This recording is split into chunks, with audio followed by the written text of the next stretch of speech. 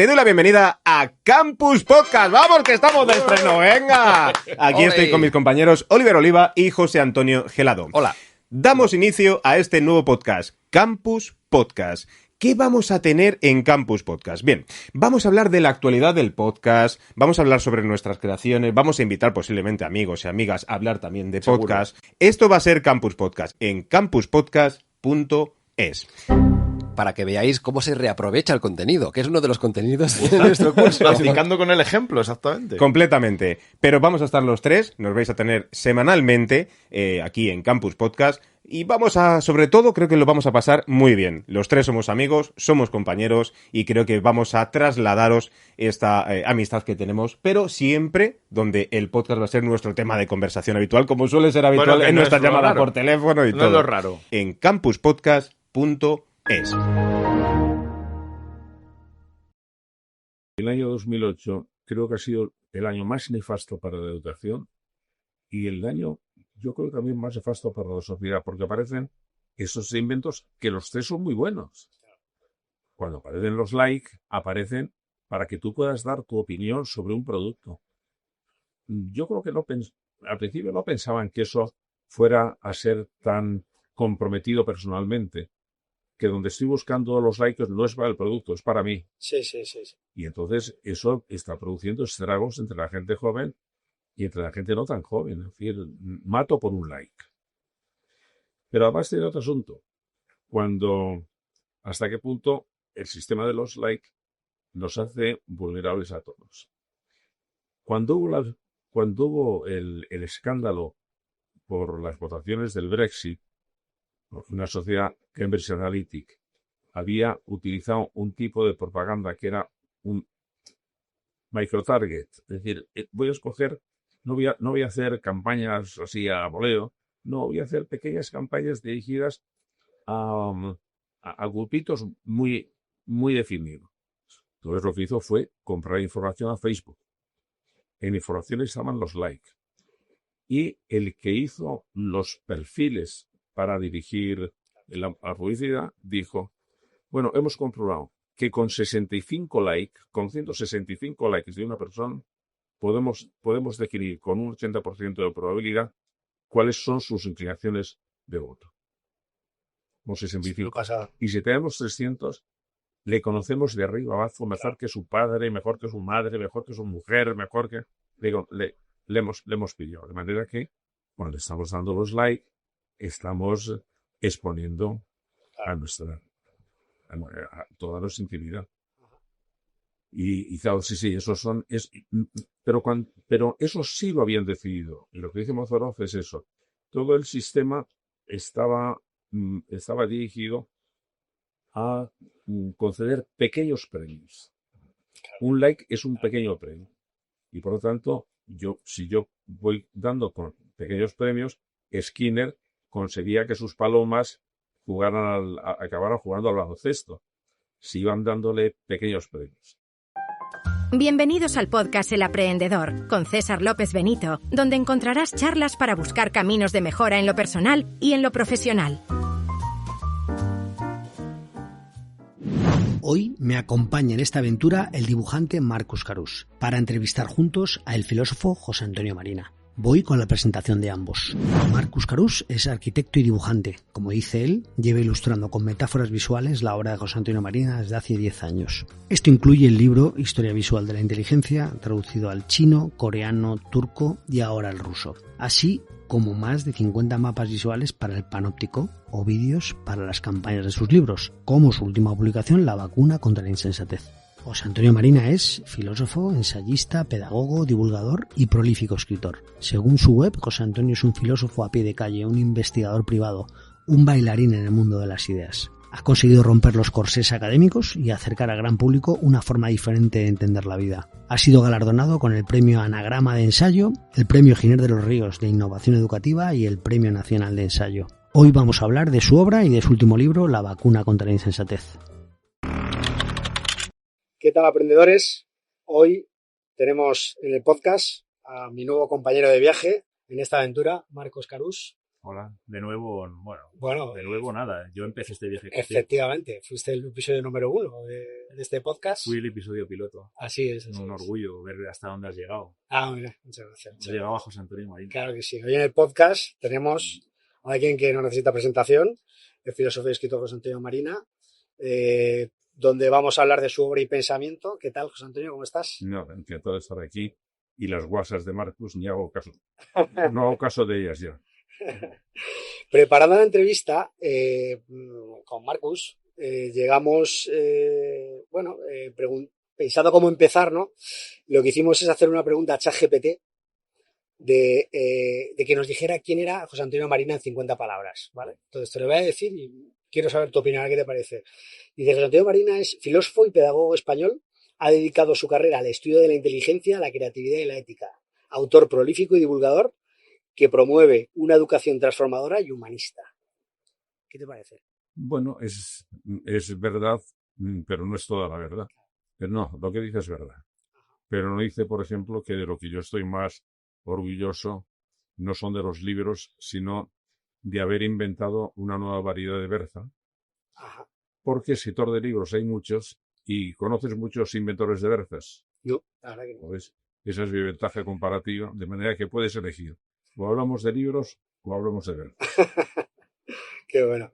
En tu último libro, La vacuna de la insensatez, lo divides en dos grandes bloques, ¿no? Lo tenemos aquí.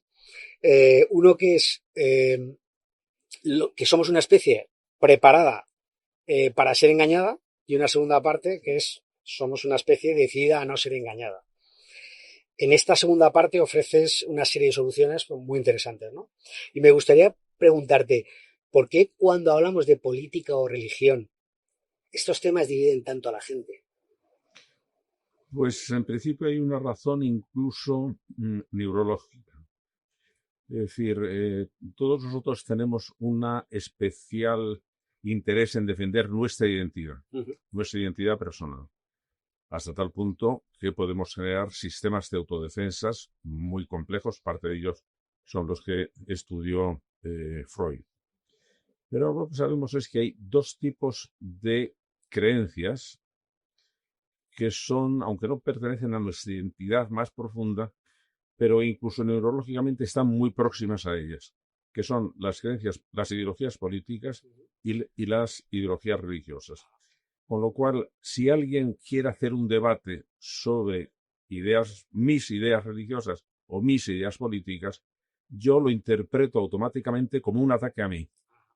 Y entonces no me interesa entrar en el debate porque emocionalmente lo que quiero es defender mi identidad y oponerme a lo que considero una agresión. Y eso enturbia mucho las cosas, porque al estar muy protegidas por estos blindajes, hace que nuestras identidades ideológicas sean casi inamovibles, porque no permitimos que sobre ellas se debata, no recogemos las cosas que van en contra, porque parece que lo que está ahí es en juego mi identidad personal. Pero ya te digo, hay una razón incluso neurológica, las zonas neuronales donde se codifica mi identidad personal, mis creencias religiosas y mis creencias ideológicas están muy próximas y muy correlacionadas. ¿Y hay vacuna para esto o no? Sí, hay vacunas para eso, pero es complicado. Las cosas que tienen que ver con la identidad, precisamente porque generan sistemas de autodefensa muy fuertes, conducen con mucha facilidad al fanatismo. E intentar debatir con un fanático es muy complicado. Pues. Había un chiste del Roto que decía, yo procuro informarme muy bien para reforzar mis prejuicios. Bueno, pues eso es una cosa que se hace con mucha frecuencia. Es decir, únicamente buscamos aquella información que corrobora mis prejuicios y, por lo tanto, no salgo de ellos. Ajá. Defines una serie de tipos de manipuladores, ¿no? Y hablas sobre sus mecanismos de actuación, ¿no? En el libro, ¿no? Y hablas de magos y timadores, ¿no? Hablas, por ejemplo, Madoff, ¿no? Bernard Madoff. Captadores de sectas, ¿no? Como por ejemplo Osho, ¿no? expertos en publicidad, yo añadiría e influencers, ¿no? Seguramente, ¿no? Y los políticos y gobernantes, ¿no? De esos 4 tipologías, ¿cuál crees que es más peligrosa? No, la más peligrosa son los políticos, porque los ilusionistas ya sabes que ya sabes que te van a engañar, pero vas precisamente porque vas a disfrutar con que te engañen a un espectáculo de ilusionismo. Los timadores ya son más peligrosos, pero tienen un campo de acción muy limitado. Los captadores de sectas, esos sí son muy peligrosos porque por la capacidad que tienen realmente de esclavizar a las personas. Una persona y, y a mí me han sido muy útiles porque como tienen ya muy pensado el programa de captación, entonces era muy fácil aprender de ellos. Sí. Es decir, un buen captador de sectas y muchos políticos, en el momento de pedir el voto, copian las tecnologías de los captadores de sectas, ya saben que no pueden presentar su secta a las primeras de cambio. Lo primero que tienen que ver es cuáles son los puntos débiles de la posible víctima, que puede ser la soledad, que puede ser su confusión, que puede ser que ha tenido un fracaso emocional. Y entonces lo primero que tiene que hacer como anzuelo es atraer ese punto emocional débil. No se habla de nada de la secta. No, aquí es una acogida cálida a una persona que tiene problemas. Entonces, una vez que ya está dentro, en un ambiente acogedor, en un ambiente que ha ido desactivando los miedos que podía tener o los recelos, entonces poco a poco vas subiendo el tono de lo que vas diciendo. Hasta que llega un momento en que están ya metidos en una especie de trampa sin haberse dado cuenta de que se estaban metiendo, porque es un poco, pues digamos, el sesgo de la rana, que es, bueno, si tú echas la rana en agua hirviendo va a saltar, pero si la dejas ahí va subiendo poquito a poco la temperatura, se va adormeciendo y cuando quiere darse cuenta ya está cocida. Yo lo que quería comentar es, ¿no puede ser que los políticos estén descendiendo al nivel de ilusionistas? Dado las noticias que tenemos últimamente, o sea, la gente ya sabe que el político es un ilusionista, ¿sí o no? Sí, lo único que pasa es que mientras que el ilusionista pone los carteles, este es un espectáculo de magia, en el ilusionismo político no se dice eso. Lo que se dice es que se están manejando verdades, se están manejando ideas profundas, se están manejando valores trascendentales. Y claro, pero vuelvo al roto, cuando decía un político que decía, traigo solución para sus problemas. ¿Y para qué problemas? Para lo que yo les traigo. Pues eso, es una especie de un círculo vicioso. Y por eso uno de los objetivos de este libro, que es un libro práctico, es, vamos a ver, todos somos muy vulnerables. De manera que no hay que ir de listo por la vida diciendo, a mí no hay que me engañe, pues porque te van a engañar también. De manera que lo mejor es conocer por qué somos tan vulnerables, que eso son estudiar lo que yo llamo las chapuzas evolutivas, que nuestro cerebro y por lo tanto nuestra inteligencia no ha respondido a un diseño único, perfecto, hecho por un ingeniero maravilloso que hubiera encajado todas las piezas, sino que se ha ido haciendo a salto de mata durante cientos y millones de años de evolución. Y entonces las piezas no acaban de encajar bien. Pero lo mismo que pasa en la evolución del cuerpo humano. Tiene chapuzas evolutivas clarísimas. Nuestra columna vertebral no estaba hecha para la bipedestación, sino para andar en 4 patas. ¿Qué pasa? Sí, andamos de pie, pero nos duele la espalda. La cabeza del feto ha crecido, pero el canal del parto no ha crecido, y lo cual hace que el hecho del parto pues sea una faena.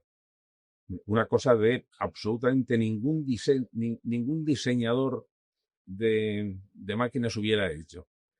Sí, sí, El tubo de la respiración, que es la tráquea, y el tubo de la nutrición, que es el esófago, salen del mismo sitio, de la faringe, lo cual produce solo en España 3.000 muertes por atragantamiento. Hombre, hubiera sido mejor diseño separarlos un poco. A nuestro cerebro le pasa lo mismo. Sí, yo lo veo desde el punto de vista de la arquitectura, ¿no? Cuando vas a edificios en el centro de Madrid, por ejemplo, que son del siglo XIX o XVIII incluso, ha habido 5.000 reformas, tiene una estructura, unos cimientos del siglo XIX, ¿no? Y de ahí, pues todo laberíntico, luego lo han metido un garaje también, luego lo han metido trasteros arriba, luego han dividido los pisos en la casa de mi familia en Toledo era una casa maravillosa, pero te dabas cuenta que se había ido aumentando según las necesidades de la casa. Nació un hijo, había que sacar otra habitación. Entonces tenía diferentes niveles, era muy incómoda, era muy, tenía mucho encanto, pero sin embargo no era nada funcional. Tenía dos sótanos metidos dentro, que era uno de ellos que nos decían que no tenía fondo, para que nos diera miedo hacerlo. Pero en la arquitectura ha sido muy curioso, es decir, yo me llevé una sorpresa al ver que el pasillo, que a nosotros nos parece una cosa de lo más racional, no se incluyó en los planos de los pisos hasta muy avanzado el siglo XVIII. Por eso en los grandes palacios ibas pasando de una habitación a otra habitación, otra habitación, otra habitación. Claro. En la parte de mi casa antigua también se iba pasando de una habitación en otra. Sí, el Escorial no tiene... Claro, pasillos, efectivamente, me ha venido el Escorial a la cabeza también. Sí. Total, es verdad. Es un invento, bueno. es un invento mucho más posterior. Sí, con la privacidad, ¿no? Se intenta. Sí, en principio con la privacidad. Empezó con eso. Es decir, Ellos se comen el paso para evitar el paso de una zona íntima a otra zona íntima. Es decir, porque antes estaba... Pero es que, por ejemplo, la privacidad es un invento muy moderno. Claro. Antes, en la Edad Media, bueno, si tenías un huésped al que querías honrar, pues hacía que durmiera en tu cama. En tu cama con tu mujer, pues bueno, sí, era el sitio era el sitio mejor, y no era con ninguna intención pecaminosa, supongo. Era, bueno, que era el sitio preferido de los dueños, y se lo repetían al huésped. Claro. Dices en el libro que somos seres jerárquicos y propensos a obedecer. Dices que la superación evolutiva es aspirar a superar, 1, la credulidad, Sí. 2, controlar los impulsos, y 3, liberarnos de la sumisión. ¿Tú crees que hoy se puede conseguir eso? No, y seguimos con eso, y por eso, es decir, nacemos siendo crédulos, todo ello es crédulo por naturaleza, y sería un disparate que no lo fuera. Poco a poco se va dando cuenta de que aquellas personas de las que innatamente se tenía que fiar, que son los que le rodean, sus padres, los criadores, unas veces son de fiar y otras veces no son de fiar. Cuando el niño sabe que Carlitos, que creía que era mi amigo, no me ha invitado a su fiesta de cumpleaños, se da cuenta de que, las cosas no son tan claras como parecen. Y entonces, poco a poco, se ha ido creando todo un sistema para descartar las ideas falsas. Lo que pasa es que eso exige mucho esfuerzo. El pensamiento crítico tiene un problema que es muy costoso. Entonces, cuando estás cansado, o cuando estás con miedo, o cuando quieres distraerte, no estás en el pensamiento crítico. Bajas al nivel automático, y el nivel automático sigue siendo crédulo, o sigue siendo manejado por creencias que funcionan pasivamente, automáticamente por su cuenta. De manera que somos crédulos y queremos ser críticos, y eso exige un esfuerzo que muchas veces no estamos dispuestos a realizar. En segundo lugar, somos impulsivos. Y, sin embargo, porque tenemos que vivir en sociedad, tenemos que aprender a controlar nuestros impulsos. Y eso es también muy costoso. Es decir, que cuando estamos muy estresados, o cuando estamos muy indignados, o cuando estamos muy furiosos, o cuando hemos bebido, eso baja, y entonces volvemos a nuestro punto de partida, que es ser impulsivos y poco controlados. Y por último, somos jerárquicos. Y al ser jerárquicos, tendemos primero, por muy revolucionario que seas, a sentir una admiración automática y peligrosísima por las figuras poderosas. De manera que, como no andemos con cuidado, acabamos idolatrando a alguien, admirando su poder. El hecho de la plaga de influencers que tenemos es porque la gente quiere ser influida. Entonces, el hecho de que que en este momento haya un atractivo por los gobernantes autoritarios es porque en un momento en que el pensamiento crítico falla, en que hay una sensación de incertidumbre, en que la gente está siendo muy pasiva, por muchas razones que si quieres luego vemos, pues entonces lo que emerge son esos condicionamientos ancestrales que tenemos. Y uno de ellos es, quiero una autoridad y quiero obedecer a una autoridad. Y en este momento el 40% de la gente joven en Europa, incluida España, piensan que estarían dispuestos a someterse a un poder autoritario si les asegurara el bienestar económico. Y bueno, pues ese es un fenómeno civilizatoriamente regresivo. Y por lo tanto, lo que yo quiero poner de manifiesto es que funcionan así las cosas, ¿eh? Y que eso es un automatismo que es implacable y que si no estamos vacunados contra ese automatismo, acabamos deslizándonos por el tobogán. A ver, yo sí quisiera decir una cosa. Este podcast, por ejemplo, en el que estamos hoy, es un podcast bastante honesto, donde no se busca el conflicto, se busca, ¿no? El acercamiento, sí. O acercamiento al conocimiento, de alguna manera. Eso es. Pero si tú quieres tener 200.000 visitas dentro de 6 horas, que son los podcasts que estoy observando yo, necesitas que el título sea "Esto es lo que no quieren que sepas", o "Europa no llega a fin de mes", o "Increíble lo que ocurre al final del vídeo". Nosotros mismos, los ciudadanos, ya no vemos un podcast si no nos está haciendo una promesa de esa categoría. Bueno, pero eso también tiene su explicación. Eso es, como hacen estos podcasts que pueden estar siendo hechos con muy buena intención, pero necesitan tener oyentes o necesitan tener espectadores. De manera que dentro de su estrategia lícita está ¿y cómo capto yo la atención? Entonces, el problema de captar la atención en este momento es el problema económico, digamos, de más profundidad, porque todas las grandes plataformas con lo que trafican es con la atención de los consumidores. Es una cosa que decía el presidente de Netflix: nuestro gran competidor es el sueño. Ojalá pudiéramos conseguir que la gente no durmiera, porque ampliaría nuestros consumidores enormemente. Entonces, ¿qué pasa? Volvemos a lo que yo intento con este libro. Una de las chapuzas evolutivas es que todas intentan resolver un problema y por eso son buenas. Lo que pasa es que, como son chapuzas, resuelven un problema, pero no perfectamente. Dejan muchos huecos por donde se pueden meter contradicciones.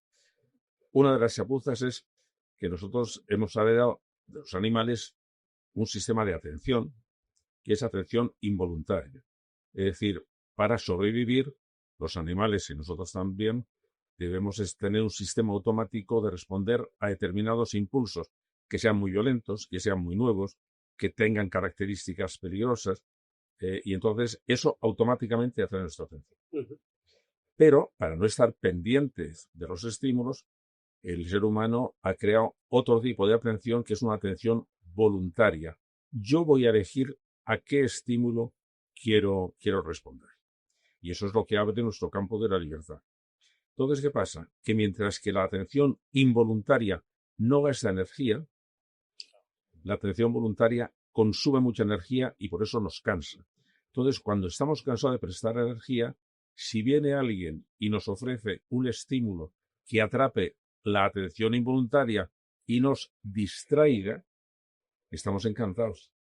Ejemplo, Facebook, Instagram. Claro, porque es que en la distracción estamos poniendo en marcha los sistemas de atención involuntarios, no consumen energía, por eso descansan, pero limitan nuestra libertad, porque quien domine esos estímulos está dirigiendo mi libertad. Hace 3 días, y Y lo digo precisamente para recordar que en esto somos absolutamente todos vulnerables. Quería volver a ver un vídeo que había visto en YouTube sobre la construcción de una pista de aterrizaje de un aeropuerto en una ciudad costera de Japón, con muchos movimientos sísmicos, con tornados, Entonces quería ver cómo habían ido resolviendo los problemas de amortiguamiento de estos movimientos. Efectivamente lo encontré. ¿Por qué a los 3/4 de hora estaba viendo cómo un gato se comía una boa? Únicamente seguí el atractivo de que hice así con el dedo, aproveché los scroll y entonces todos eran interesantes y todos daban 15 segundos, 20 segundos. Eso es una trampa absolutamente necesaria, implacable, porque si entras ahí acabas viendo cómo el gato se come la boa y después hubiera pasado a ver cómo se hacía un pastel de manzana sin manzana. Y luego, ¿por qué quienes diseñan estos programas lo que están es viendo a ver cómo juego con un impulso inmediato que me atraiga, que no me sature, entonces paso a otro? Ahora solo tienes que ver los periódicos digitales. ¿Cómo titulan los periódicos digitales? Antes los periódicos titulaban lo que era, digamos, la noticia central. No, ahora es el producto de Lidl que arrasará y le hará que se lleve muy bien con su marido. Ya está. Luego resulta que es pues una mermelada de nada. Da igual. El clickbait. Teníamos pensado hablar contigo del clickbait. Que es nuestra obsesión. Sí. Entonces, ¿qué pasa? Lo que yo he querido explicar es que eso tiene una justificación de que sean tan absolutamente eficaces, que conviene conocer cuáles son los mecanismos para saber que hay que protegerse contra ellos, que no se pueden eliminar. Es decir, nosotros seguimos vulnerables a esas chapuzas evolutivas, pero hombre, al conocerlas nos pasará como cuando sabemos que el ilusionista no parte a la señorita por la mitad. Eso ya lo suponíamos, pero en el momento que nos explican el truco, pues hombre, ya nos hace menos ilusión verlo. Lo que a mí me interesa es descubrir todos estos trucos con los que los tenemos todos. Hombre, sí, La trampa armada la tenemos todos, pero los manipuladores saben exactamente cómo organizarlo. Por eso me ha venido muy bien sobre todo si no fuera tan desastroso los resultados, que aparecía una figura como Trump, porque Trump es un genio de la manipulación, pero vamos, un genio en el sentido de que tiene un talento especial para eso. Un talento perverso, sí, pero es un talento.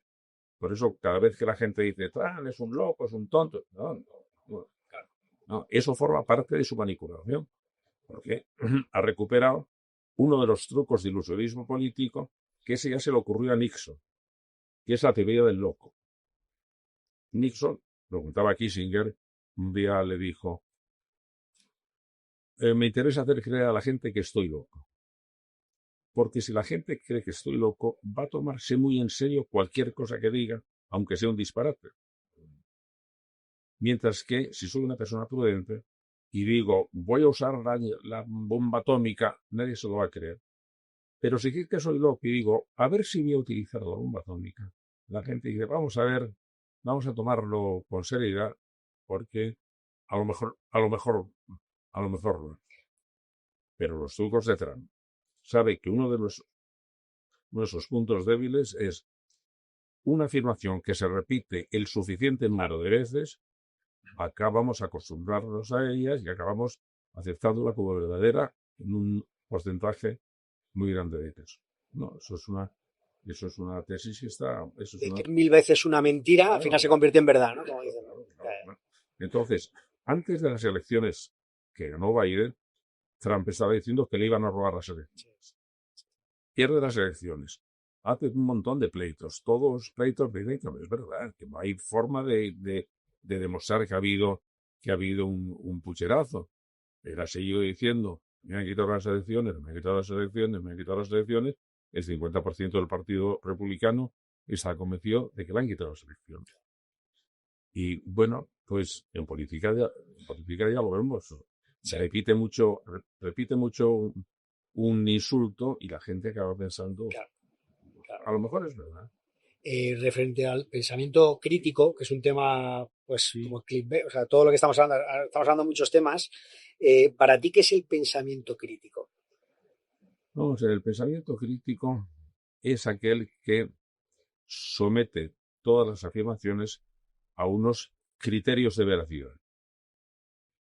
Entonces, los criterios de veracidad son criterios que en el campo científico ya se han afinado mucho.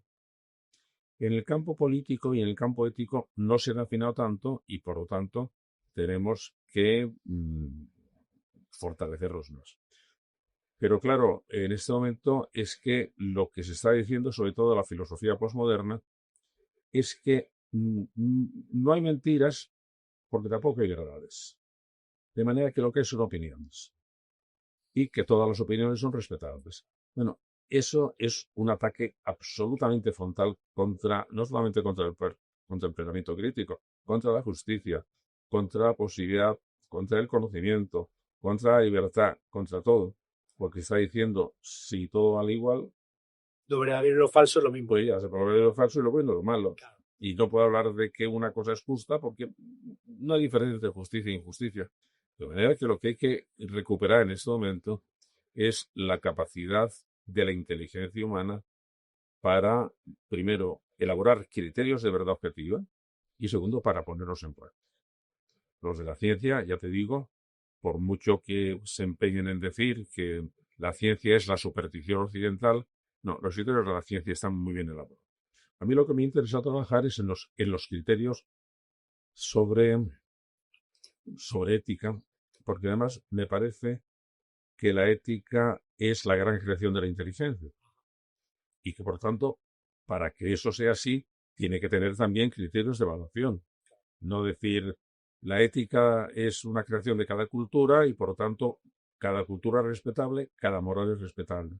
No, tenemos que ver exactamente que ahí interviene un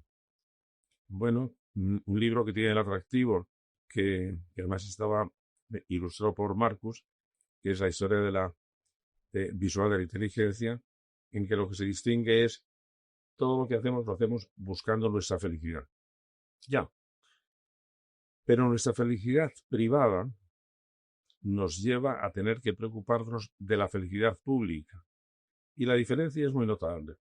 Mientras que la felicidad privada es un estado de ánimo, es una experiencia subjetiva, es que es intensa, es agradable, no he hecho nada en falta, pero puede estar producida por un montón de cosas, pues porque ha ganado mi equipo, o porque Pepita me ha dicho que sí, o porque he ganado un montón de dinero. Y ahí, respecto de la felicidad privada, podemos decir muy poquitas cosas.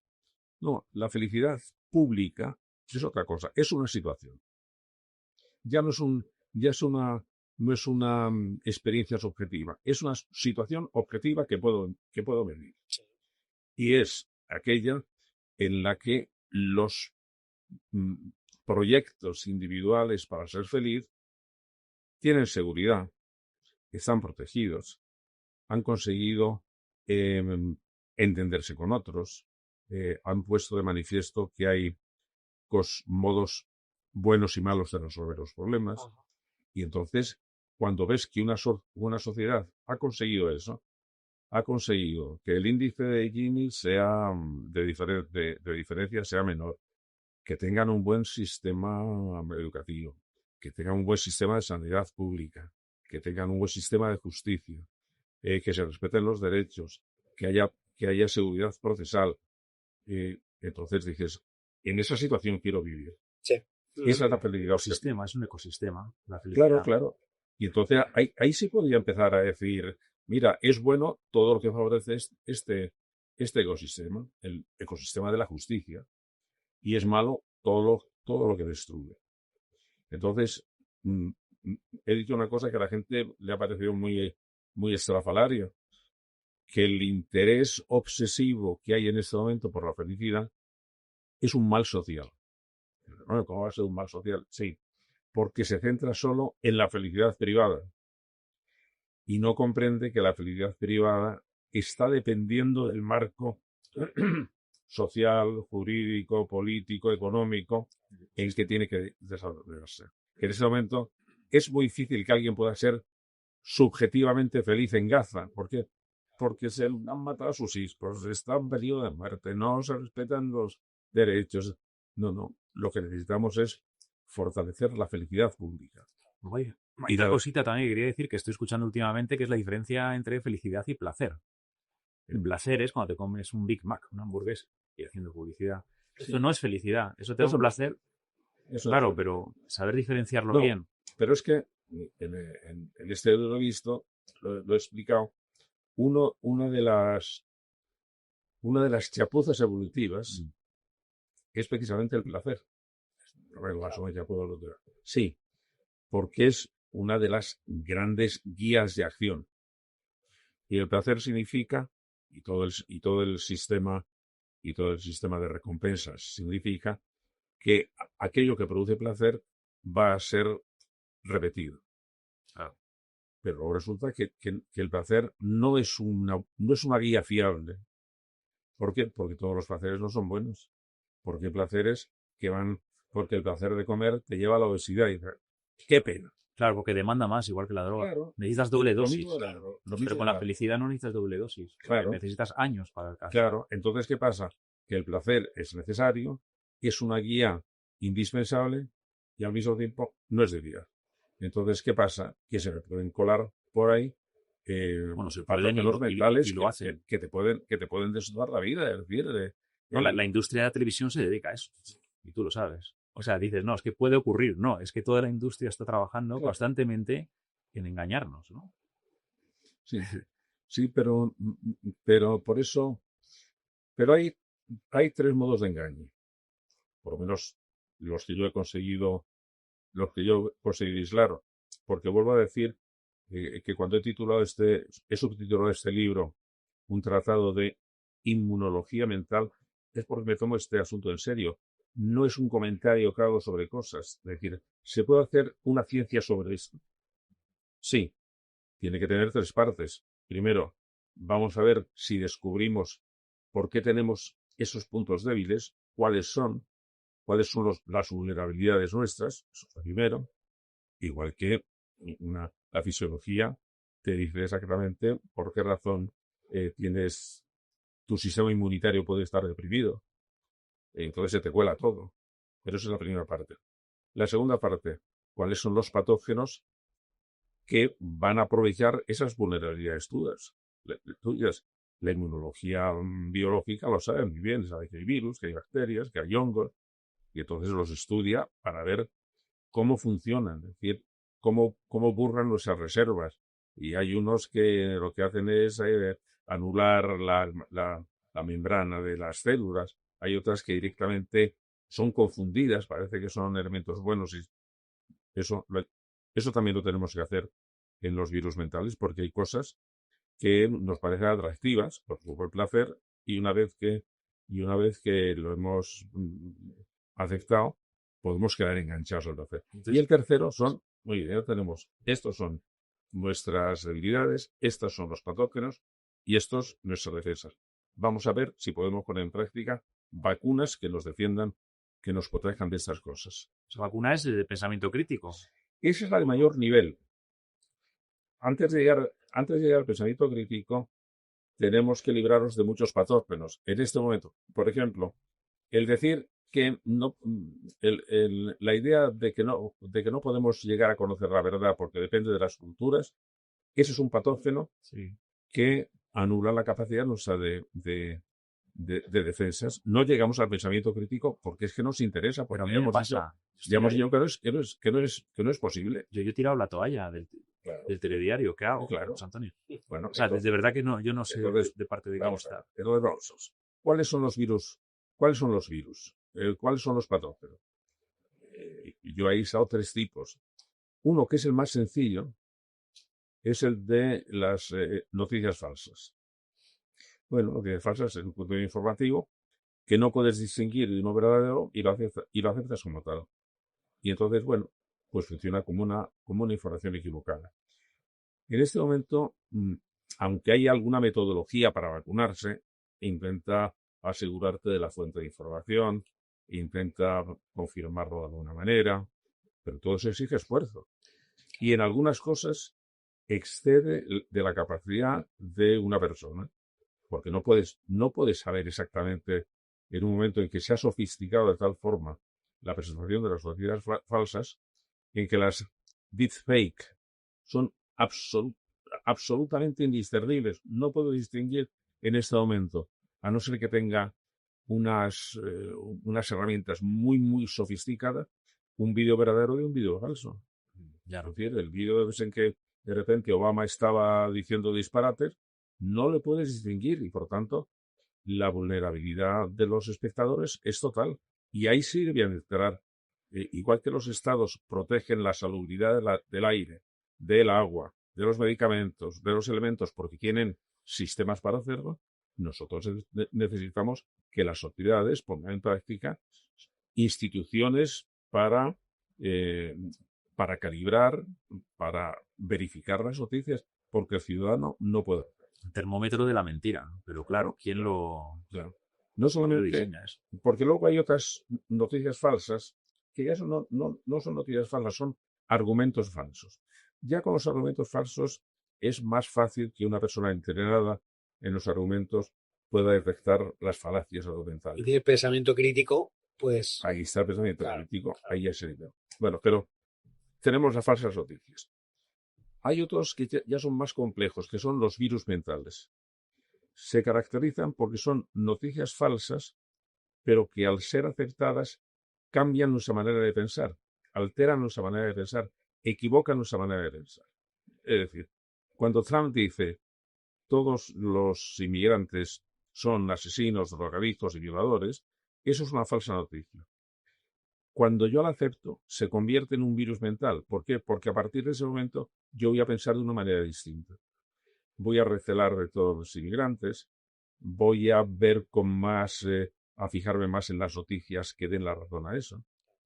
Voy a tomar decisiones políticas, me voy a acercar, voy a tener miedo, voy a acercarme a quien me defienda de ese miedo. No, eso es lo que saben todos los manipuladores. Si yo, primer paso de la manipulación, voy a hacer que tengas miedo. Segundo paso, voy a presentarme como quien puede resolver tu miedo. Pues ya está. Has caído en el garlito. Lo que pasa es que es muy difícil darte cuenta. Eso hay que estar. Pero los virus mentales en ese sentido son más peligrosos. Pero todavía hay otro patógeno más gordo, que son las ideologías. Las ideologías ya unen noticias falsas, virus mentales y todo un componente sociológico, racionalizador, emocional, que hace que como caigas en una ideología, de ahí no sales. De ahí no sales porque solamente si se va erosionando poco a poco, acaba por desmontarse.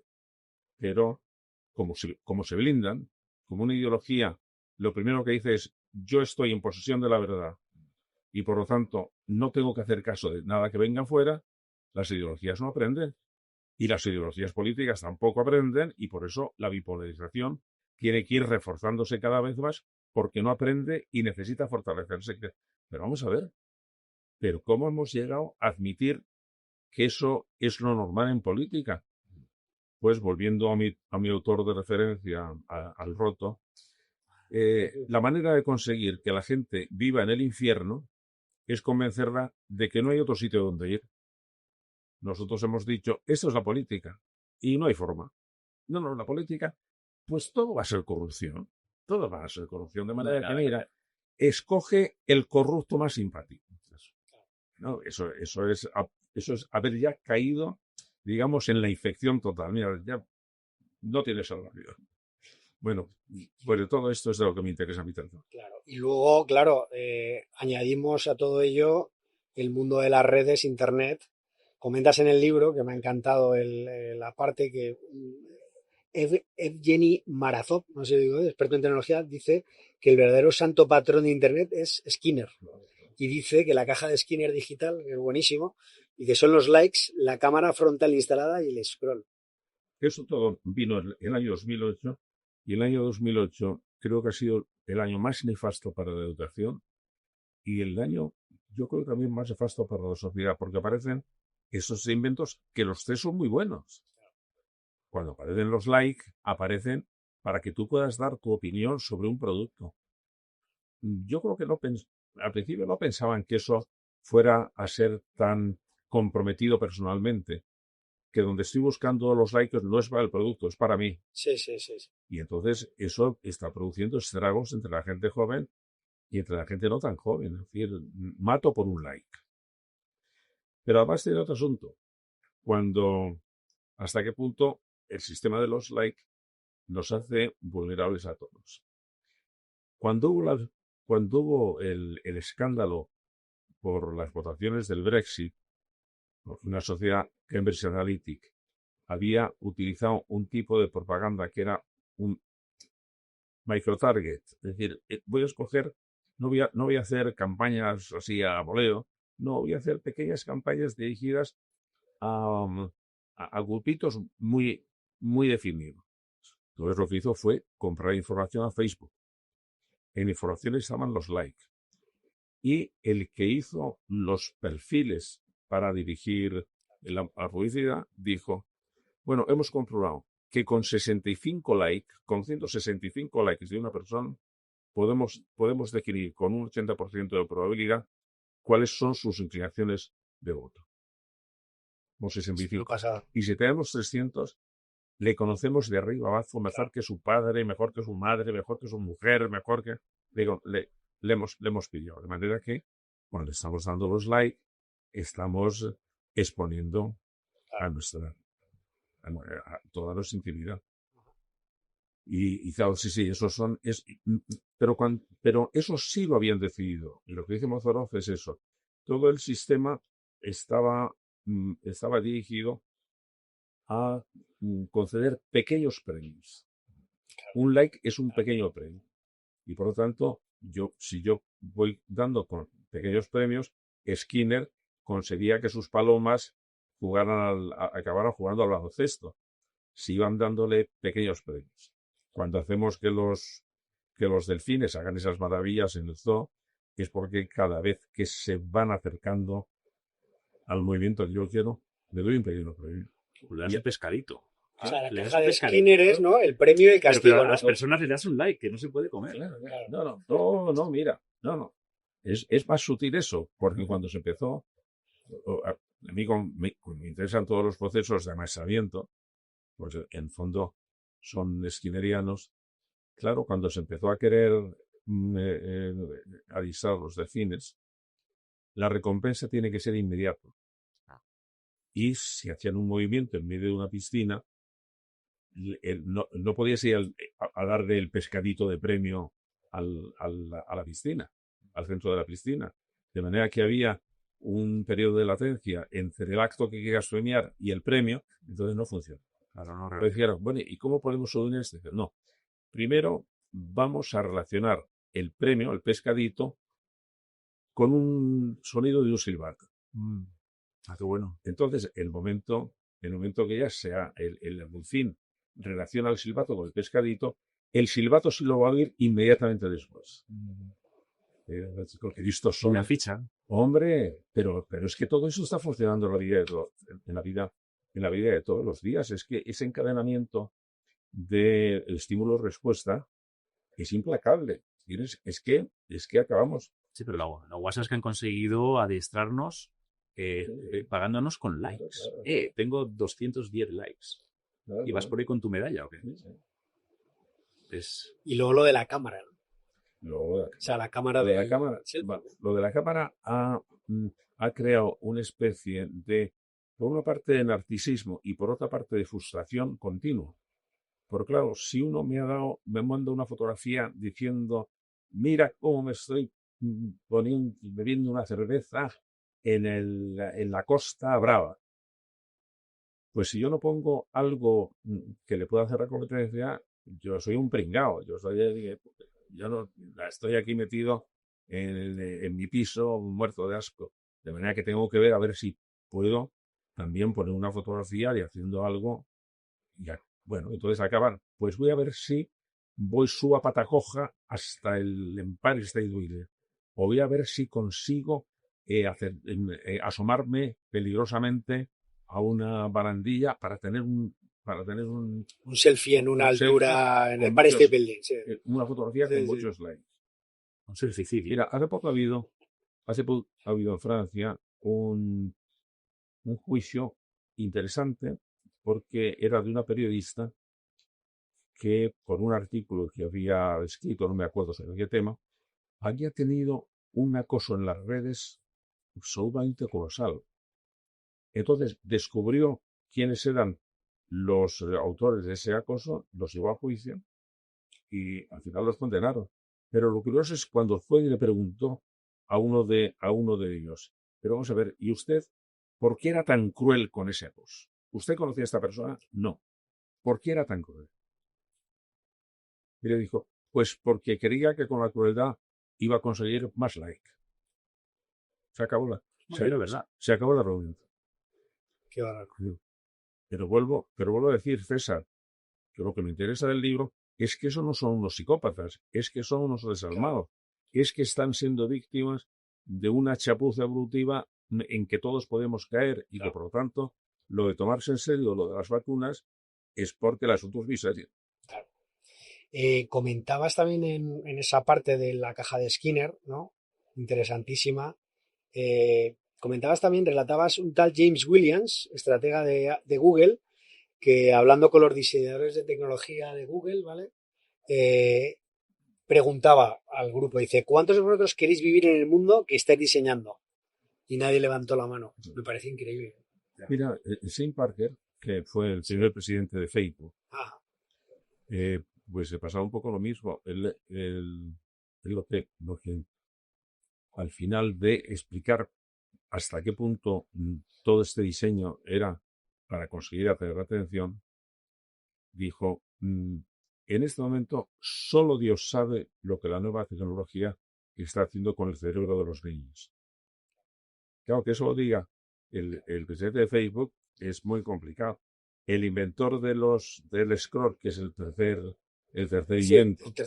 El invento es la facilidad para pasar de un estímulo a otro. Claro. Scroll interminable. El scroll interminable. Que eso ya habíamos detectado el peligro, o por lo menos yo presenté una comunicación en un concurso, en un congreso de hiperactividad. De que hasta qué punto la televisión y el zapping era un procedimiento que estaba alterando el funcionamiento de nuestro cerebro. Porque era decir, o tengo un estímulo que me enganche inmediato o cambio de canal. De manera que era una especie de poca paciencia para intentar ver si el estímulo valía la pena. No, o me lo cartes inmediatamente o cambio de canal. Sí. Y eso ahora, con las nuevas tecnologías digitales, ha ido todavía más frente. Y estamos teniendo muchísimas dificultades para mantener la atención mantenida. Y eso tiene un problema que tiene que ver, César, con lo que decía antes, con el pensamiento crítico. Porque los formatos muy cortos de información son buenos para eslogan, para clics publicitarios, para insultos, para memes, pero no para argumentos. El argumento necesita un discurso largo. Entonces, si somos incapaces de mantener un discurso largo, somos incapaces de argumentar. Y al no argumentar, pues ahí tenía razón Popper cuando decía, cuidado, que convienen que combatan nuestros argumentos para que no tengan que combatir las personas. Esta sensación que tenemos de violencia en los debates es porque no son debates argumentales, son debates de improperios, son debates de insultos, son debates... Había un chiste de New Yorker, que los billetistas son geniales, porque saben muchísimo, en que está en una sala de un jurado, y el juez, desde lo alto de la tribuna, está diciendo a los abogados que están debajo: miren ustedes, para acelerar el procedimiento, vamos a prescindir de las pruebas y pasar directamente a la sentencia. ¿Qué disparate? Oye, no, es que eso es lo que se está haciendo. Las pruebas son muy complicadas, son muy pesadas, son laboriosas. No, yo veo una cosa y sentencia. Y, pues a que te guste bien y a que no. No, eso es un disparate. No hay pensamiento crítico. Claro, no hay pensamiento crítico. Es que leí un artículo el otro día sobre un estudio que hicieron, ¿no? De gente que ponían a hacer ensayos. Entonces, la mitad los hacía con el ChatGPT y los otros lo hacían a mano. Claro, a los 10 minutos les preguntaban por su obra, pues que lo habían hecho con ChatGPT, pues ya no lo recordaban. Quiero decir. No, claro. Bueno, pero es que eso llevamos mucho tiempo ya denunciándolo desde el mundo de la enseñanza. Es decir, se ha ido creando la idea de ¿para qué lo voy a aprender si lo puedo encontrar? Vamos, yo ya para eso, como ya me lo sabía de memoria, ya tenía la contestación. Les ponía una diapositiva con las 4 ecuaciones del campo electromagnético de Maxwell. Es decir, ya la tenéis, ya la habéis encontrado. Esas son las ecuaciones. ¿Y ahora qué hacéis con ellas? Pero en esta especie de colaboración de insensatos, en que gente con muy buena intención acaba colaborando a una insensatez global muy peligrosa, interviene un grupito especial de insensatos, que es el grupo que dice que no hay que aprender las cosas de memoria. Vamos a ver, ¿y por qué es eso una insensatez? Porque la memoria es el órgano del aprendizaje. De manera que si decir que no aprendas las cosas de memoria quiere decir que no aprendes. Entonces, ¿qué pasa? Que en ese momento, si yo acepto eso, voy a caer en el espejismo de si me lo va a decir Internet, si me lo va a decir Google. No, Google no te va a decir nada. Porque la comprensión no está en Google, claro. La comprensión es una propiedad absolutamente subjetiva. O comprendes o no comprendes. Los profesores sabemos que si haces y estás dando una demostración de matemáticas a 10 personas, tú has dado esa misma a las 10 personas. 9 la han entendido y una no. Dice, ¿qué le ha pasado? No, es culpa mía porque no han entendido 9. ¿Qué le pasaba a este para que no lo haya entendido? Pues ese es el asunto, que no tenía la estructura suya en su memoria para comprender lo que estaba diciendo. De manera que entonces en el momento que estás descansando en la información que te dan absolutamente masticada, con una impresión de que yo lo estoy comprendiendo, que es falsa, estás volviendo a ser manipulado. Estás exteriorizando una cosa que era tuya propia, que era la comprensión. Cuando a eso se une que la decisión que tiene que ser propia también la externalizas y dejas que las redes tomen tu decisión, pues estás metiéndote en la caja de Skinner muy peligrosa, porque de ahí no sales. Ahí te van a manejar, quieras o no quieras. Y además va a ser cada vez más fácil manejarte. Y bueno, pues... Pero si la política funciona así, ¿en qué momento vamos a salir de ese círculo? Porque el otro día el telediario se dedica a eso. Estuviste el otro día en la noche de 24 horas y les dijiste, gente como vosotros vais a ser parte del centro de vacunación. Claro. Y el presentador dijo, pues hay gente que no piensa lo mismo. Porque precisamente la televisión no hace vacunas. Claro, pero es que en la televisión, si en la televisión, Marcus, lo que ves son debates también polarizados, que no hay realmente el verdadero debate. El primer paso del debate es que tengo que escuchar al otro. El segundo lugar, que para poder discutir bien, uno tenía que ser capaz de repetir lo que ha dicho el otro de una forma que el otro lo reconociera. Vamos a ver, lo que has querido decir es esto, ¿no? ¿Sí? Bueno, pues ahora te lo voy a decir. ¿Por qué no me parece verdadero? Pero de luego vamos a ir acostumbrando a una cultura del debate. De manera que a los primeros que vacunar son a los diputados. ¿No? Los diputados están absolutamente... son víctimas de virus mentales y monumentales. Y perdona, José Antonio, ¿no crees que ellos son la representación del pueblo y por tanto los que hay que vacunar a... Ah, no, claro. No, pero... Hay que vacunar a los médicos primero. No, pero en ese sentido, primero los maestros, que serían en este caso los análogos a los médicos en la parte biológica. Y entonces, ¿cuál es mi proyecto? Mi proyecto es tomarme en serio que necesitamos una cartilla de vacunación mental y que además puede tener unos efectos tan beneficiosos y además tan beneficiosos a corto plazo que yo creo que la gente se dé cuenta de ello. Lo que pasa es que hasta ahora la historia de las vacunas tiene una historia que ya se la cuento a nuestros oyentes. Yo llevo trabajando en ello desde hace muchos años, pero puedo decirte cuándo empecé a interesarme por esto. Fue en una entrevista que oí entre el que era el presidente de la Asociación Americana de Psicología, Martin Seligman, y Jonas Salk, que era el descubridor de la vacuna contra la poliomielitis. Entonces Salk le dijo, si yo en este momento fuera un investigador joven, seguiría dedicándome a la inmunología,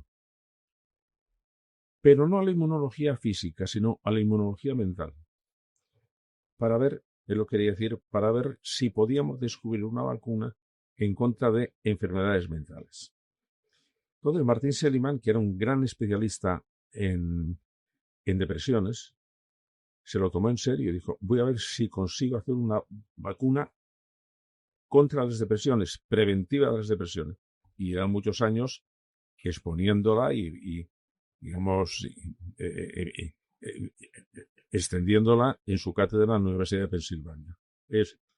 Está dirigida a adolescentes, incluso adolescentes desde muy cercano a la infancia, y entonces es ver cómo se puede a esas personas darle una serie de recursos cognitivos y emocionales para que cuando estén en situaciones en que era muy probable que se fueran a deprimir, tengan recursos para enfrentarse a ello.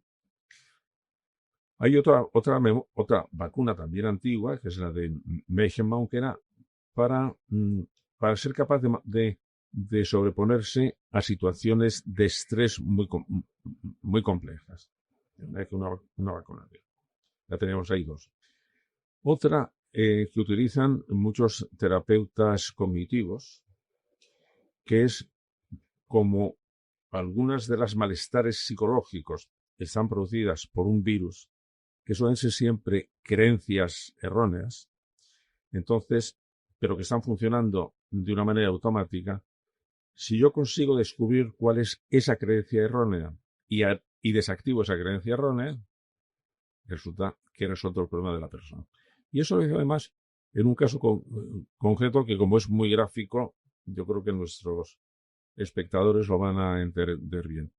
Se presentaban a su consulta casos de mujeres que habían sufrido un fracaso emocional en el que habían sido víctimas, es decir, que las habían engañado. Sí.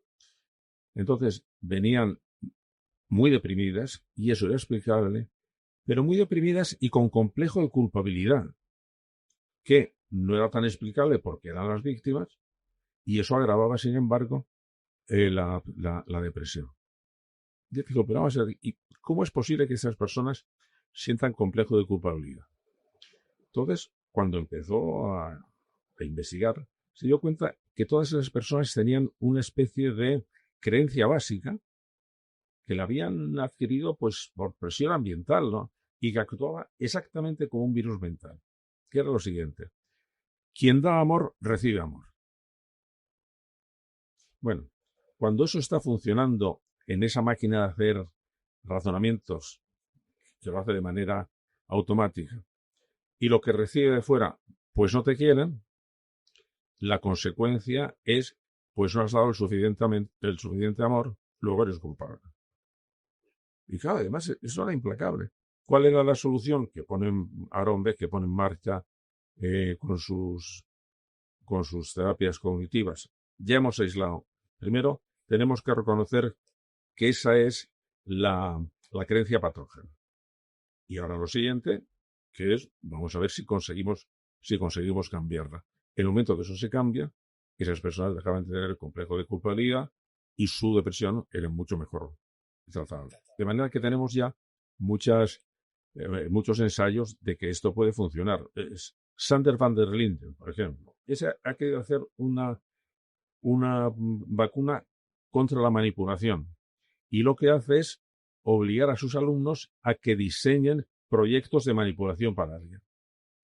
Y entonces les da, que es un poco lo que yo he hecho, porque he escrito un manual del perfecto manipulador. Si usted quiere ser un manipulador, tiene que hacer esto.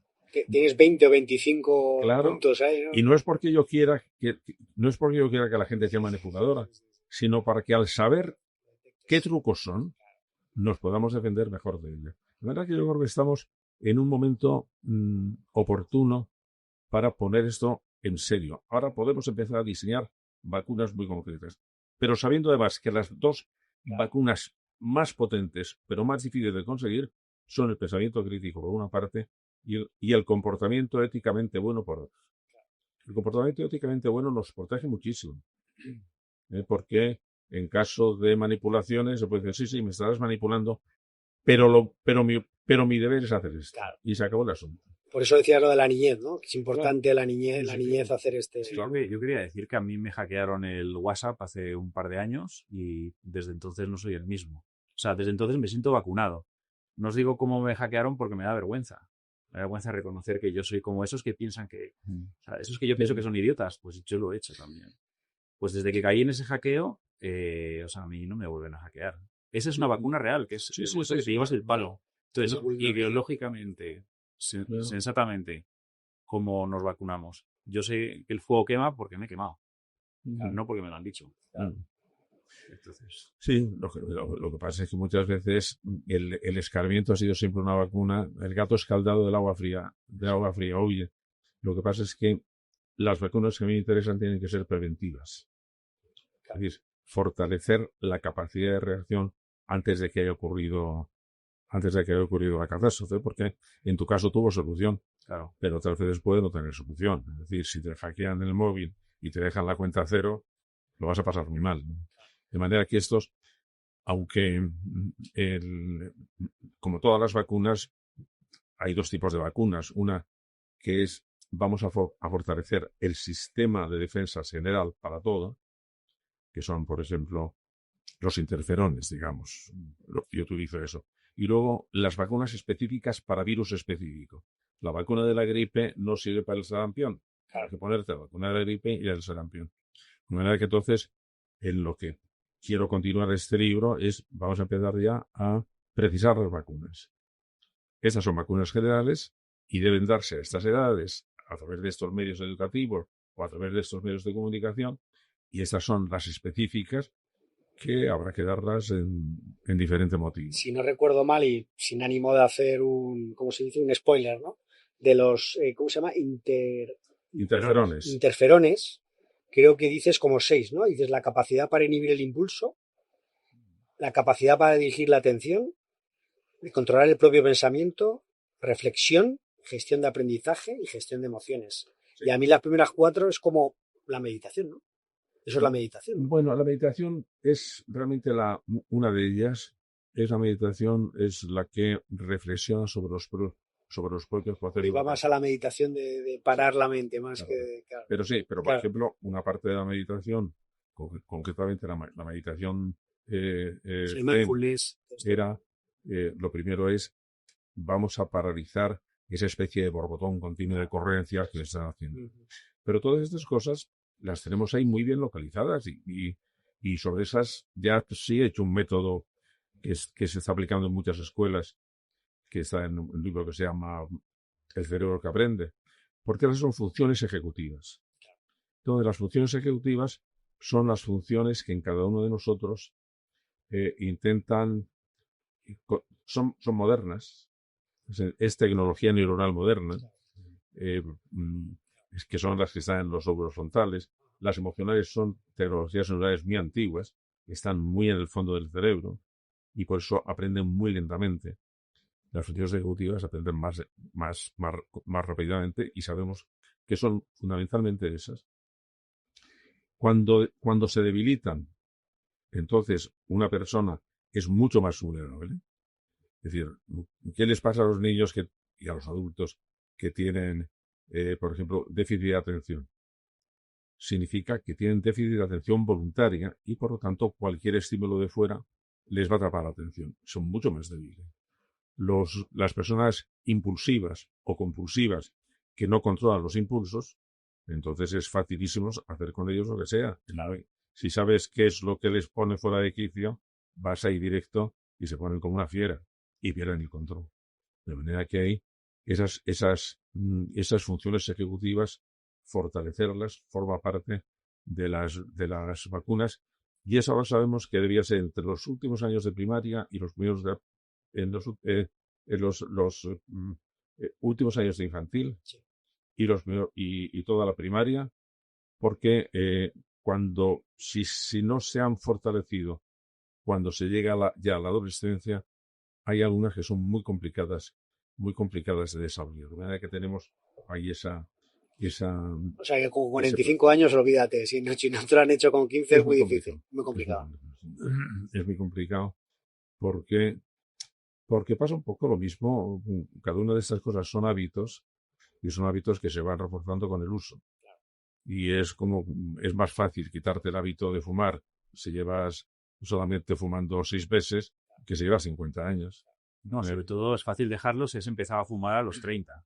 Si has empezado a fumar a los 14, yo no conozco a nadie que lo haya dejado de manera... Bueno, realista. pero, pues, Marcus, pues es una observación muy aguda para la que antes no teníamos respuesta.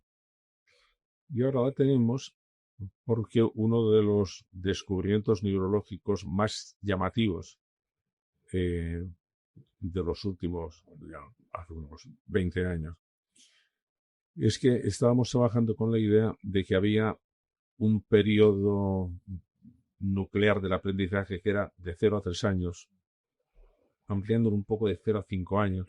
Decíamos, es que los niños son como esponjas. Y luego siguen aprendiendo, pero ya no con esa velocidad y con esa facilidad para aprender. No, y entonces ahora sabemos que hay una segunda edad de oro del aprendizaje en que el cerebro se rediseña por completo, anatómicamente, es decir, que se puede ver, y que es otra fase de aprendizaje rapidísimo, que es entre los 14 y los 18 años. Y además el cerebro del adolescente hace una cosa extrañísima, que es que, muy parecida a la que hace el del niño recién nacido, poda muchas neuronas, de manera que tienen menos neuronas que antes, pero sin embargo fortalece las vías de enlace. Las vías de enlace, sobre todo, están revestidas por una sustancia que se llama la mielina, que hace que sean mucho más rápidas y que se integren con más facilidad. Es decir, es un cerebro que tiene menos neuronas, pero están más integradas, son más rápidas y, por lo tanto, el funcionamiento del cerebro es más potente. Pero las cosas que se aprenden a esa edad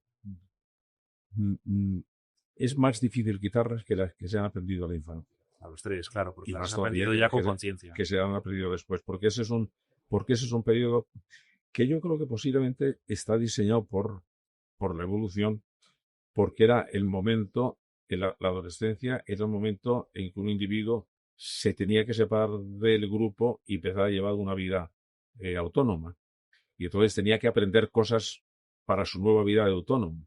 Y entonces ahí hay ese periodo que nosotros estamos desaprovechando y que... Yo tengo una teoría que quería comentar aquí por primera vez en público, y es que yo creo que todo empieza cuando te enteras de que los Reyes Magos son los padres. Entonces esa es la primera mentira, que es cuando tienes 9 años, que yo creo que de alguna manera ya tienes un cierto uso de memoria, de inteligencia racional, es, pero ¿cómo van a venir unos tipos con los camillos a traerme unos regalos? Y esto es cuando lo entiendes. A partir de ahí se empieza a desmontar todas las mentiras sobre las que está construido nuestro mundo. Que la electricidad es gratis, que el piso no hay que pagarlo. Tenemos derechos, incluso, que somos libres, ¿no? O sea, todas esas tonterías empiezan a caer desde que se caen los Reyes Magos. Sí, pero lo que pasa es que, sin embargo, como sigue funcionando ese punto de partida que es la credulidad, al cual volvemos siempre, es muy fácil aislar cualquier tipo de creencia mágica, como es la de los Reyes Magos. Puedes aislarlas sin que contamine el resto de cosas. De manera que una de las cosas sorprendentes es que personas muy inteligentes pueden tener nichos irracionales. Claro, o sea, ¿por qué esta persona que es tan sensata, una lista tan fina, tantas cosas, cuando de repente sale el tema del nacionalismo? Porque entonces empieza a desbarrar. Bueno, porque es que hay unos nichos que hacen, como las personas que tienen TOC, trastornos obsesivos compulsivos. Son personas inteligentísimas, pero saben que se van a lavar 15 veces las manos cada vez que tocan una cosa. Pero ¿esto es racional? No, no es racional. Y bueno, es que si no lo hago, no me quito la intranquilidad, así que lo hago. Porque ahí es donde se ponen de manifiesto las disfunciones que hay dentro de nuestro cerebro. Un ejemplo. Estoy seguro que ninguno de nuestros espectadores cree en las almas en pena y cree en los fantasmas. Pero ¿a cuántos no les daría miedo pasar una noche en un cementerio? Pues posiblemente muy pocos. Y vamos a ir, ¿por qué te va a dar miedo estar en un cementerio de noche? No, porque es que el cementerio, lo que es la muerte, está dentro de un halo que la razón te dice eso es mentira, pero no te puedes quitar el sentimiento. De la misma manera que una persona a la que le da miedo volar puede estar absolutamente seguro de que el avión es el medio de transporte más seguro que hay. Y eso no le quita el miedo. Porque son sistemas que no han acabado de conjuntarse, no acaban de funcionar lógicamente, y entonces producen esas disfunciones, que es una de las cosas que yo he intentado también explicar. Claro. Para ir un poco finalizando, quería preguntarte ya a nivel personal, porque eres una persona o sea, que divulga, que escribe, vamos, que saca un libro o dos cada año, ¿no? O sea, es una persona muy, muy activa. Haces podcasts, haces 1000 eventos, presentaciones, tal. ¿Cómo lo haces? ¿Cómo que tienes algún secreto, alguna...? Bueno, yo desde luego trabajo menos que un obrero de la construcción, pero lo que pasa es que soy muy constante. Y yo creo que a los escritores hubo un virus que aceptaron, que aceptaron de muy buen grado, que fue el virus de que había que estar inspirado y que hasta que estuvieras inspirado no podías hacer nada. No, yo soy, digamos, un trabajador de pico y pala, ¿no? Y soy muy constante. Y es posible que me influyera. Yo viví toda mi infancia y toda mi adolescencia en Toledo, y mi vecino de Cigarral era una persona a la que yo admiraba muchísimo, que era don Gregorio Marañón. Y Gregorio Marañón tenía una consulta de medicina, bueno, a tope, era catedrático, escribía tomos de historia, pero documentadísimos, intervino en política. Entonces, un día le preguntó un periodista, don Gregorio, lo mismo que me has preguntado tú, ¿y cómo le da tiempo a hacer tantas cosas? Y él contestó, pues mire, es que yo soy un trapero del tiempo. Así, ¿eso qué quiere decir? Que hay muchas veces que tenemos retales de tiempo entre una cosa y otra, que no hacemos nada, lo perdemos, porque de total para 20 minutos. Bueno, resulta que trocito a trocito, pues al cabo del día, pues te sacas muchas horas. Sí, sí. Entonces yo repaso muchísimo las cosas. Yo durante muchísimos años tomaba muchísimas notas, claro, y no las tenía archivadas. Joder. No, las escribía en cuadernos seguidos. Ajá. De manera que de repente tenía que buscar una cosa y a lo mejor tenía que revisar 3 cuadernos enteros. Y digo, bueno, has perdido media hora en buscar una anotación. No. Durante esa media hora he revisado 3 cuadernos. Y entonces he empezado a mucha velocidad he empezado a ver cosas que estaban y dice, pues este libro no me acordaba que lo había leído. Anda, pues fíjate este aspecto. De manera que ese trabajo de decir... De reseñas, ¿no? De Sí, reseñas sobre libros. Pero decir, la gran creación procede de la memoria. Y si no construyes tu memoria, da igual que tengas archivos fantásticos. Al final va a ser justaposición, mientras que la memoria tiene una capacidad de síntesis y combinatoria absolutamente fantástica. Claro. Pero vamos, primero lo de la constancia y segundo, lo de ser un trapero del tiempo. A mí me parece que eso da mucho. O sea, constancia, trapero del tiempo y organización. Y bien, organización dentro de tu memoria, ¿no? Sí. Que es fundamental, no la memoria. Organizar, es decir, si quieres ser un creador, claro, tienes que organizar una memoria de creador. Claro. Y si no, pues no. Claro, si no, no se te ocurre. Claro. Yo creo que con este consejo ya merece la pena ver este podcast. Totalmente, Antonio. absolutamente. Sí, merece la pena. Sin lugar a dudas. Sí. Pues, como vamos terminando, si terminamos o no, yo tengo un chiste en la cabeza que me ha venido también a raíz de esto, que es de Eugenio, que son dos locos y le dice uno a otro, oye, ¿qué haces? Y dice, me estoy aprendiendo la guía telefónica. Y dice, ¿de memoria? Y dice, no, comprendiéndola. Bueno, nunca falla. Yo te voy a decir otro que no es realidad. María, mi mujer, tiene un gran talento para los resúmenes. Y entonces sus compañeros de clase que le pedían los resúmenes de los apuntes le decían, es que María es capaz de resumir la guía telefónica. Es impresionísimo eso. Más duro ese todavía. Comprimirán, sí. Muy bien, pues nada, pues muchísimas gracias, José Antonio, por... Pues nada, y el próximo podcast podemos invertir los papeles, porque yo quiero hacer un podcast a Marcus. Perfecto. Para que me explique exactamente cómo se le ocurren los dibujos. Pues mira, claro, es que no sé si lo hemos dicho en el podcast, pero yo soy el biografista de José Antonio, no biógrafo, sino biografista de gráfico, ¿no? Porque yo dibujo todas sus ideas. Ahí, en el libro naranja tenemos... Sí. Pero no solo este ya es el tercero, yo creo que es... Sí, 4 más luego las campañas. Más luego las campañas. Incluida la de este libro. Pero por una razón, había una cosa que decía Paul Valéry, el gran poeta francés, que decía, las 3 grandes demostraciones de inteligencia eran la poesía, las matemáticas y el dibujo.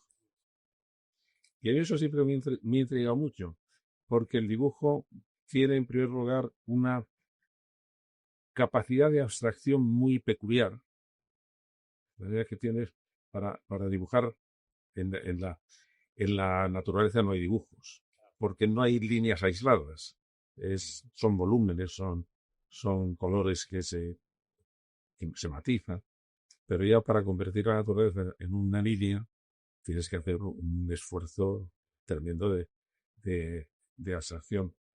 Y luego la línea es que te abre todo un campo de posibilidades porque empieza con la línea del dibujo, termina con la línea de la letra.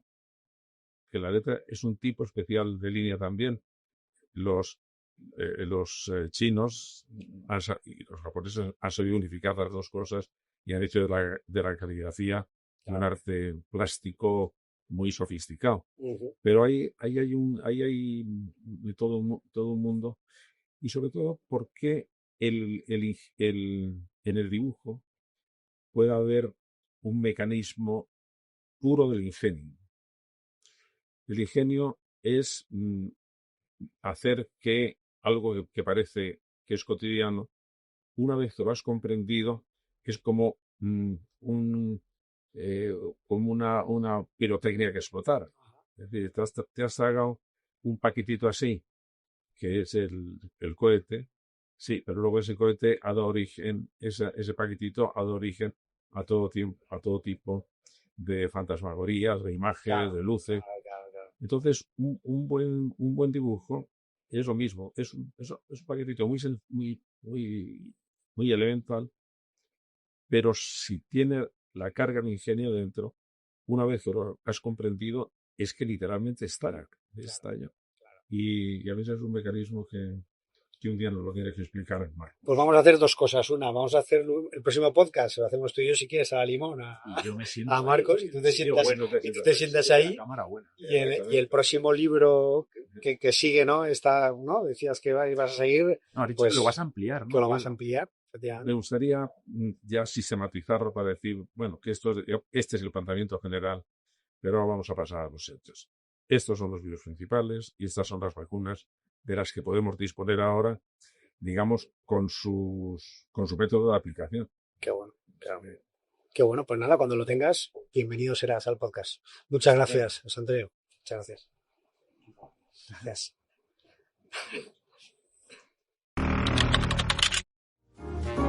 Espero que te haya gustado el episodio de hoy. Si quieres ayudar a que el podcast siga creciendo, recuerda que puedes suscribirte en elaprendedor.com. También puedes recomendarlo en tu entorno, en las plataformas de podcast o en redes sociales. Si quieres contactar con el podcast, no dudes en comunicarte en hola@elaprendedor.com o en las redes sociales. Muchas gracias por estar por aquí y no te pierdas el próximo episodio.